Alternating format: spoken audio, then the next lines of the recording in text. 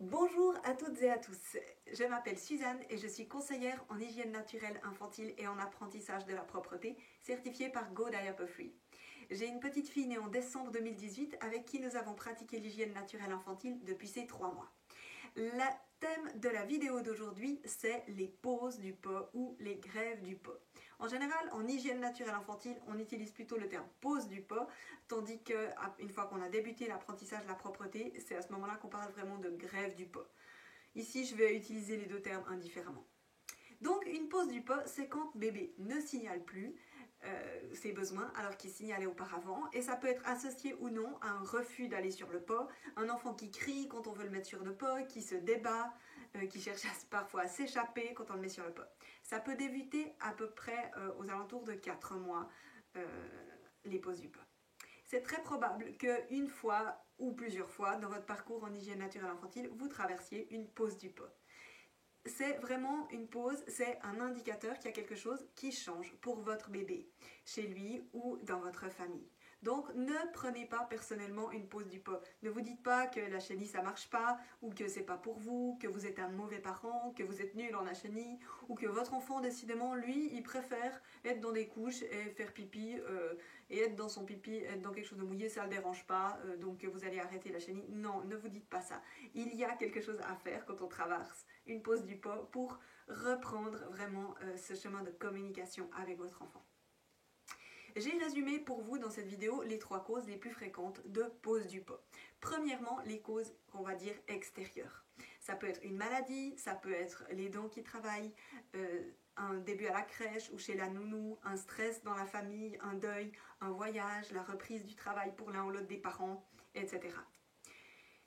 La deuxième cause la plus fréquente, c'est que bébé grandit. Il change de rythme ou de signaux, ou alors il a envie d'autonomie dans le processus, de moins dépendre de vous pour l'élimination, ou troisièmement, il a besoin d'intimité. Donc bébé grandit, il peut changer de rythme ou de signaux, avoir envie d'autonomie ou envie d'intimité.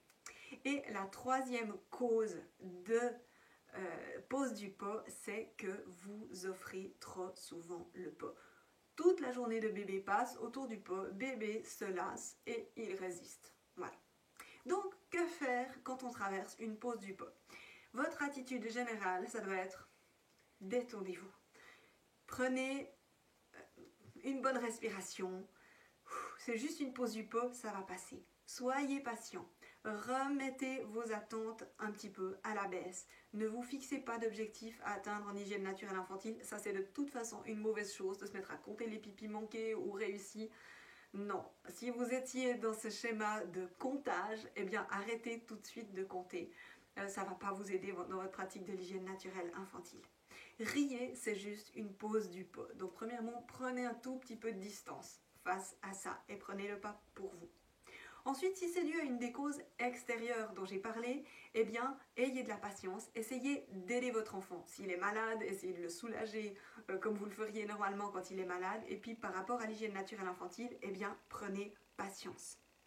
Vous pouvez aussi essayer d'innover pour regagner l'intérêt de votre enfant. Si c'est un changement extérieur qui le perturbe ou quoi, peut-être que de lui donner un nouvel intérêt autour de l'hygiène naturelle infantile, ça peut l'aider. Donc, on peut lui donner de nouveaux intérêts de 3 façons différentes, avec un nouvel accessoire, que ce soit en changeant de réceptacle, le petit pot, du pot chapeau, vous pouvez passer au grand pot, ou au réducteur de toilette, ou à l'échelle pour aller sur les toilettes, etc.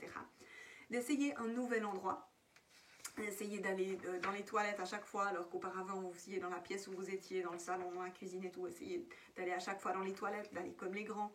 Vous pouvez aussi essayer d'aller dehors pendant un petit moment. Pour moi, c'est ce qui nous avait aidé avec ma fille. Pendant 1 mois ou 2, on allait tout le temps dehors parce que c'est là qu'elle acceptait de faire pipi. Et puis la dernière chose avec laquelle vous pouvez innover, c'est lui offrir un peu de distraction. Que ce soit un livre, un jouet, un chant, une petite danse. Voilà, essayez de la distraire pendant qu'elle est sur le pas. La deuxième cause, donc, bébé grandit. Première chose à faire, premier réflexe, quand vous réalisez que vous offrez, que c'est pas en lien, que vous n'êtes pas suffisamment en lien avec ce que votre bébé a vraiment besoin, eh ben c'est de refaire une période d'observation. Pendant cette période d'observation, vous êtes vous mettez votre enfant sans couche ou alors avec une protection où vous voyez tout de suite quand il fait pipi et vous notez absolument tout ce qui se passe dans la journée de votre enfant. Vous notez ses éventuels signaux, vous notez quand il mange, quand il dort, quand il se réveille, etc. Et puis vous notez quand il élimine. Et ensuite, comme ça, vous avez ces signaux et puis vous avez le rythme de votre bébé qui a probablement changé. Ensuite, bébé grandit, eh bien, innover pour relancer son intérêt. Parce que quand bébé a l'impression qu'il n'y a pas rien à apprendre, eh bien, il se désintéresse. Donc, si vous essayez quelque chose de nouveau, il va se dire, tiens, il y a quelque chose à apprendre. Donc, ça va revivifier son intérêt. Vous pouvez aussi changer de protection. Peut-être que c'est le moment de passer aux culottes d'apprentissage ou aux petites culottes et sous-vêtements. Donc à vous de voir, selon l'âge de votre enfant, vous pouvez aussi essayer ça pour lui donner une difficulté et le stimuler dans le sens qu'il y a un nouvel apprentissage à faire et de revoir son intérêt de cette façon-là. Et dernièrement, certains enfants ont besoin d'intimité. À partir de 6 mois, certains enfants ont besoin d'intimité pour faire leurs besoins. On a tous cet instinct que faire ses besoins, c'est quelque chose de privé. Donc, si votre enfant est encore tout petit, évidemment, il faut qu'il puisse se tenir seul sur les toilettes pour qu'on puisse au moins le lâcher. Mais vous pouvez le laisser sur les toilettes, sur le pot, et puis détourner votre attention. Vous pouvez vous regarder dans le miroir, vous gratter une tache au bord du lavabo, vous vous limez les ongles, vous appelez le chien pour lui faire des câlins, faites ce que vous voulez, mais détournez votre attention de votre enfant. Même si vous êtes dans la même pièce, il aura l'intimité suffisante pour faire ses besoins. S'il est plus grand, vous pouvez peut-être quitter la pièce, vous pouvez au début laisser la porte ouverte, puis si même ça gêne, vous pouvez peut-être fermer la porte des toilettes, ou s'il a tendance à s'en aller des toilettes alors qu'il n'a pas encore fait ses besoins, vous pouvez peut-être fermer la porte des toilettes. À vous de juger selon ce qui est bien pour votre enfant ou pas. Donc, donnez-lui de l'intimité. Et puis, la dernière cause, c'était de trop offrir le pot. Et ça peut être en lien avec le fait que vous avez le rythme de bébé a changé, donc bébé a grandi, et puis vous vous êtes encore calqué sur un rythme qui était valable il y a 1 semaine, il y a 2 semaines, il y a 1 mois. Donc, refaites une période d'observation et offrez moins souvent le pot. Ça donne plus de responsabilité à l'enfant. Vous transférez sur lui la responsabilité de signaler et de prendre en charge petit à petit l'élimination. Donnez de l'intimité et enseignez les nouvelles choses pour passer le flambeau. Enseignez-lui à descendre ses pantalons, à s'asseoir sur le pot, etc. Toutes ces nouvelles choses, ça va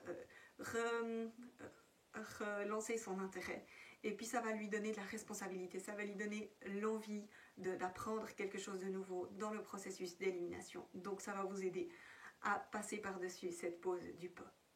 Donc voilà, je vais arrêter de vous bassiner et je vais conclure. Les pauses ou les grèves du pot, ça arrive, c'est normal et heureusement, ça passe. Admettez votre frustration si vous êtes frustré. Et oui, c'est frustrant de nettoyer un xème accident ou de passer son temps à changer les couches au lieu de pouvoir attraper tout dans le pot. Ben oui, ok, ça me frustre en ce moment. Voilà, je l'admets et comme ça m'aide à passer par-dessus et à avoir une attitude, à me sentir mieux moi-même et donc avoir une attitude qui va être beaucoup plus aidante pour mon enfant. Mettez votre énergie pendant ce moment-là à être un parent heureux. Persévérez dans votre pratique de l'hygiène naturelle infantile. Essayez de nouvelles choses. Soyez patient. Ça en vaut vraiment la peine. Rappelez-vous, l'objectif de l'hygiène naturelle infantile, c'est de garder votre bébé en lien avec sa fonction d'élimination et c'est de développer une communication autour de l'élimination. Ce n'est pas d'être sans couche votre but, ce n'est pas que votre enfant soit propre tôt. Les objectifs de l'hygiène naturelle infantile, les objectifs précis de l'hygiène naturelle infantile, ça fait pas très bon ménage. Donc dites-vous, votre but c'est la communication et c'est de le garder en lien avec ses sensations. Voilà, prenez un tout petit peu de distance.